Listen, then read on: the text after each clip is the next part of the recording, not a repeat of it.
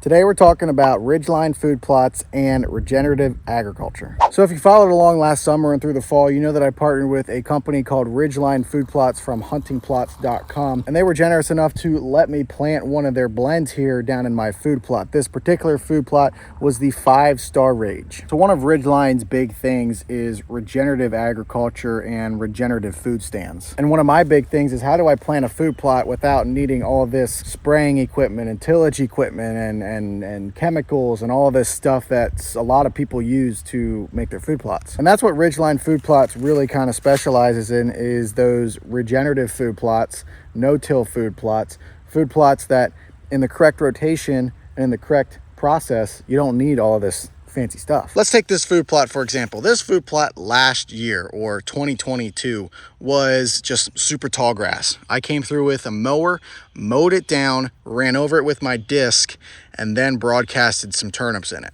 That turnip plot did all right, but there was just some issues with it because the plants weren't really feeding each other because it was just a turnip brassicas plot. There was not much biodiversity going on, and it just didn't achieve what I was hoping. Nonetheless, that food plot, being brassicas, had a lot of organic matter in it, and in the wintertime it turned into what this looks like. Died off, put a lot of organic matter in the soil, and then I let it grow up in the summer. So then I reached out to RIDGELINE Food Plots, got in touch with them, saw their products and what they offered and what they stood for, and I kind of just started talking to him and asked him kind of what he would suggest, what he would recommend, and kind of what I was thinking for my food plots, and we came up with a plan. So in the summer, I came through with just my lawnmower and mowed down a nice big C-shaped plot, a big old strip here. Mowed it down real short.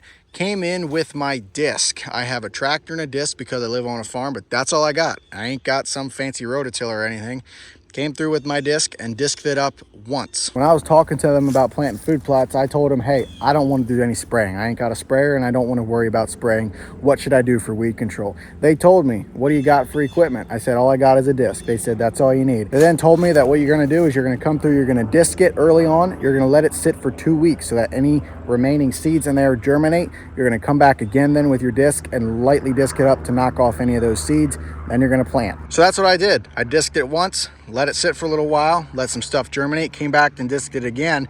And that second time it created a beautiful seed bed. Then I took a drag here with my four-wheeler to level it out, let the dirt dry out a little on top, came through and broadcasted the 5-star Rage right here where I'm standing. So the big thing I mentioned earlier is I'm all about kind of that regenerative ag, and I don't want to deal with all the fancy stuff and chemicals and spraying. So by coming in here and disking it twice, 2 weeks apart, I was able to knock out almost all the weed pressure, and I didn't have any of that to deal with when I came to plant this. Second, since having a food plot in this spot before, there was plenty of organic matter in the soil, and I got really good germination across the entire food plot. Third, with this 5-star Rage mix, it was full of, well, here's brassicas in my hand right here. It's rotted now, which is part of the plan, but the mix had a lot of brassicas in it, which was really good for the deer when it get that frost. It also is full of rye and gunner triticale, which is a really nice long lasting early green up grass that they like. It even has all these clovers in here, which, if you know anything about clovers or legumes, they fixate nitrogen in the soil, which is actually exactly what some of this triticale and rye needs. So this whole 5-star Rage mix is good for two things. One, the deer absolutely love it because it's full of nutrition and a lot of different varieties of plants that deers love.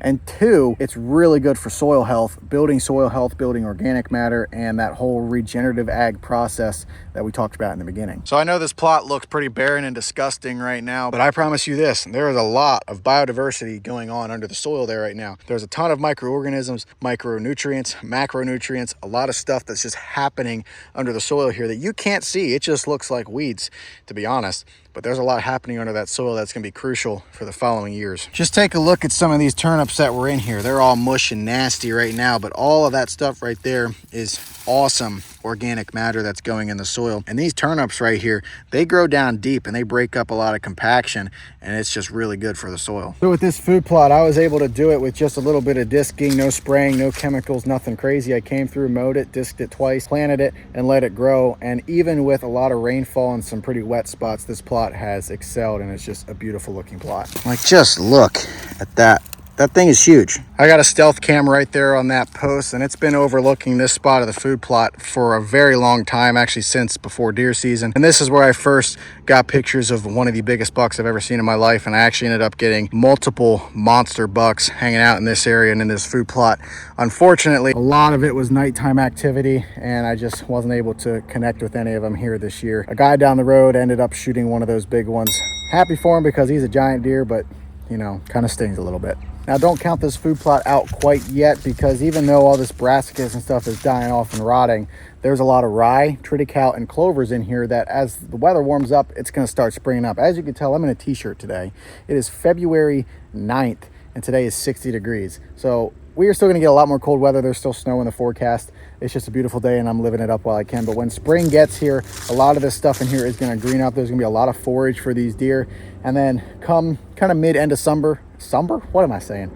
Mid-end of summer, we're going to start getting plans together for our next food plot in this spot. We've got a ton of organic matter, micronutrients, microorganisms, biodiversity, the stuff that I love to hear about, soil health, lots going on here. So give huntingplots.com a look. I'll put a link in the description. They offer a lot of stuff with food plots and stuff, a lot of other blends, like a whole line of stuff. Go check them out, guys. They're an awesome company, really nice to work with. They also offer a bunch of scents, cover scents, and a lot of other cool products as well for the hunters. So check them out, guys. We're gonna keep using them here in the years to come. We're gonna try some other things at the mountains and also some new things here this year. So check them out, guys. Thank you so much for watching. We'll see you in the next one.